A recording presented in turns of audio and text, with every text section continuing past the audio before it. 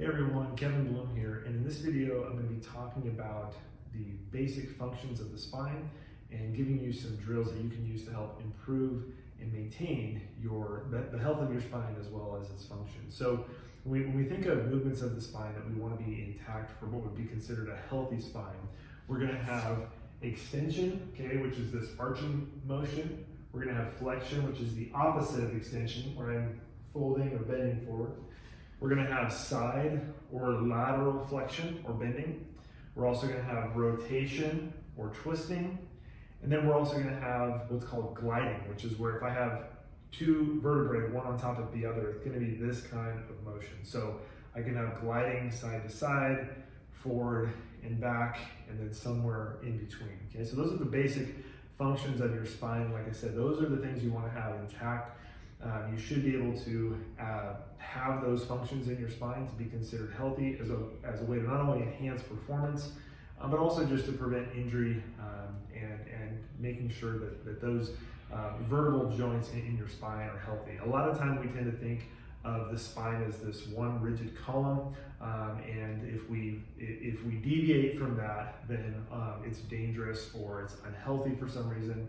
And obviously we want to exercise common sense and caution when we're lifting something heavy off the floor, or if we are trying to perform a max effort lift or jump, something that's going to require that rigid, stable spine, or if we're sitting or standing for long periods of time. It is good to have good alignment with your posture.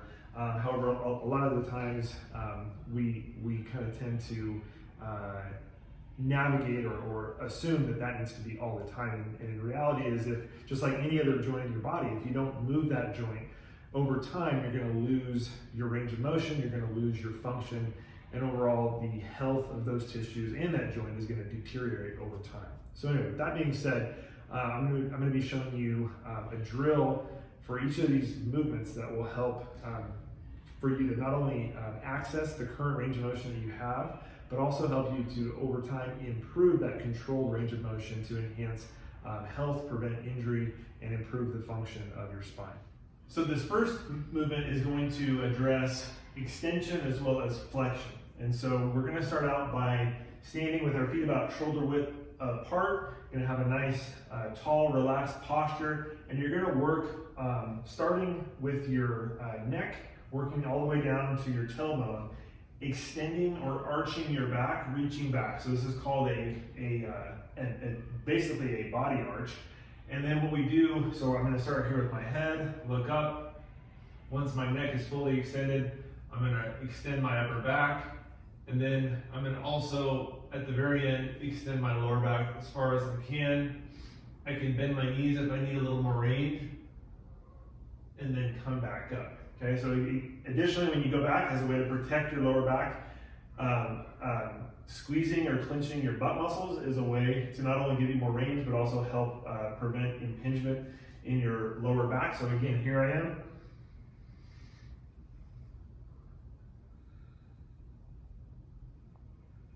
And then as I come back up, I simply just reverse that movement.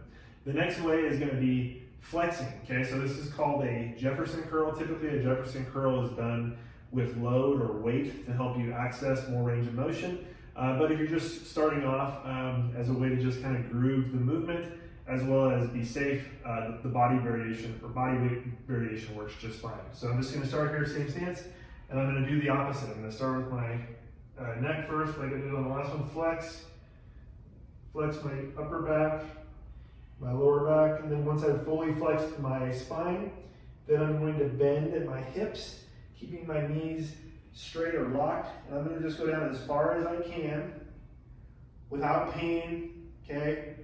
Being able to still breathe, and then I'm going to just reverse the movement. I'm going to just come up, keeping my spine flexed, chin to chest. I'm going to extend those hips first, then the lower back, upper back, neck. So the full variation using the extension and flexion looks like this.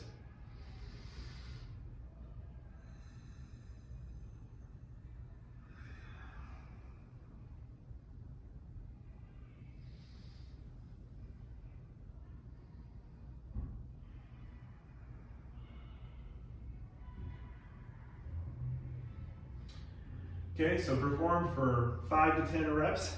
So the next exercise or drill is going to deal with twisting or rotation in your spine. So very similar to the last drill, you're going to just start standing about shoulder width apart.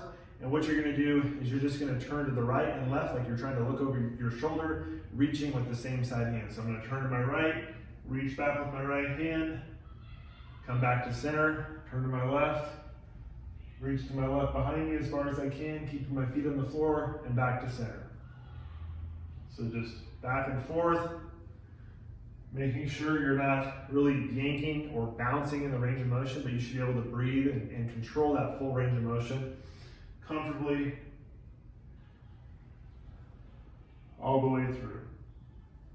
And movement for gliding is going to be both a forward and back glide as well as a side to side. So for the side to side, the best way to do it, again, all of these we're using about a shoulder width apart stance, so you can do these pretty much anywhere. And it works great as like a break throughout the day, especially if you're at a desk. But with that being said, you're going to start out with your arms out to the side, level with the ground, okay, so not tilted like this, nice and level. And then what you're going to do is you're simply just going to, keeping your hips where they are, you're just going to try to reach as far as you can, like you're trying to touch the wall. And again, without tilting like this or flexing, but just gliding, reaching, coming back to center, doing the same thing to the other side. Again, still being able to breathe and relax. Range of motion should be pain-free. So maybe it's just a small back and forth movement like this. It's okay.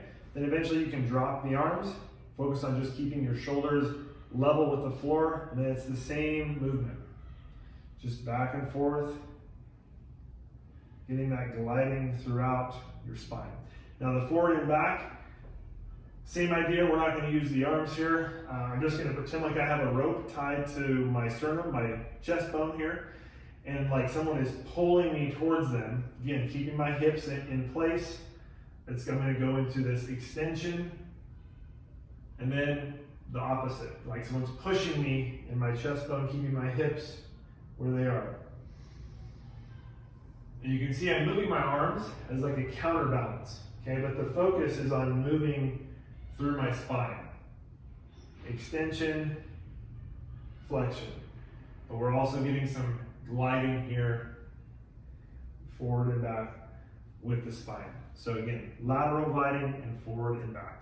All right, and then lastly, as kind of a bonus exercise to be able to kind of blend those two gliding exercises, is you can try to make circles going clockwise and counterclockwise. So what I'm going to do is I'm going to start going out to the side. I'm going to go to this back position, to this side, and forward. And then once I get those 4 positions, I'm going to try to smooth it out. So it's one smooth circle. And I can go for reps, 5 to 10 in each direction, and then I switch.